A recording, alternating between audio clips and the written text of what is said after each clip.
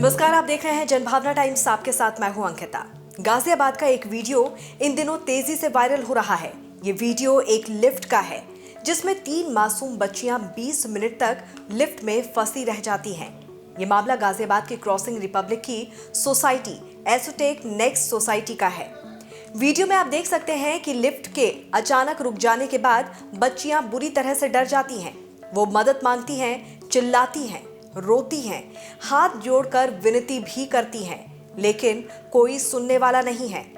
इनमें से एक बच्ची बार बार लिफ्ट का गेट खोलने की कोशिश करती है तो बाकी की 2 लड़कियों को समझाने की कोशिश भी करती हुई नजर आती है, लेकिन उसे कामयाबी नहीं मिल पाती। ये तीनों बच्चियां बुरी तरह से डर जाती हैं। यह हादसा तब होता है जब ये तीनों बच्चियां 20वें फ्लोर की लिफ्ट में सवार होकर नीचे आने के लिए लिफ्ट के अंदर जाती हैं, लेकिन तभी लिफ्ट 11वें फ्लोर पर जाकर अटक जाती है।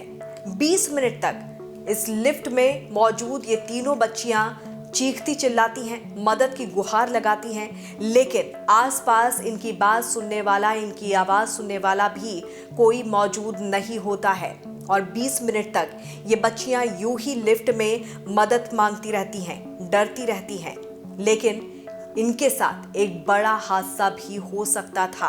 काफी देर बाद जब लोगों को बच्चियों के लिफ्ट में फंसे होने की बात पता चलती है तो मैन्युअली किसी तरह से लिफ्ट को खोला जाता है और इन तीनों बच्चियों को बाहर निकाला जाता है।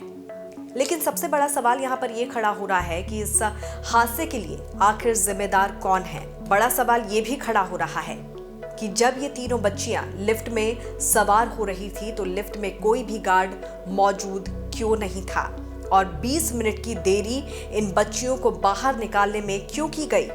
साथ ही साथ सवाल ये भी उठ रहा है कि क्या किसी बड़े की जिम्मेदारी नहीं है कि वो इन बच्चियों के साथ में आता।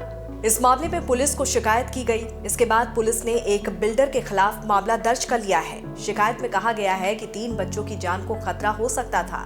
लिफ्ट में फंसने का ये मामला पहली बार सामने नहीं आया है। इसके पहले भी सोसाइटी के लोगों ने इस तरह की शिकायत दर्ज की है, लेकिन इसे नजरअंदाज किया गया। इस घटना के बाद सोसाइटी के बच्चे डरे हुए हैं और लिफ्ट का इस्तेमाल करने से बच रहे हैं। हाल ही में लिफ्ट से जुड़ी इस तरह की कई दुर्घटनाएं सामने आ चुकी हैं। बावजूद इसके इन दुर्घटनाओं से सबक लेकर ऐसी खतरनाक लिफ्ट को दुरुस्त करने को लेकर कोई कदम नहीं उठाया जाता है। इस खबर पर आपकी क्या राय है और आपको क्या लगता है कि आखिर इस हादसे के पीछे किसकी जिम्मेदारी बनती है, कौन लापरवाह इंसान है और किस तरह से इन तमाम चीज़ों को रोका जा सकता है, इस लापरवाही को रोका जा सकता है। ज़रूर हमें कमेंट करके बताइए। देश और दुनिया की तमाम खबरों को विस्तार से जानने के लिए आप जुड़े रहिए जनभावना टाइम्स के साथ। नमस्कार।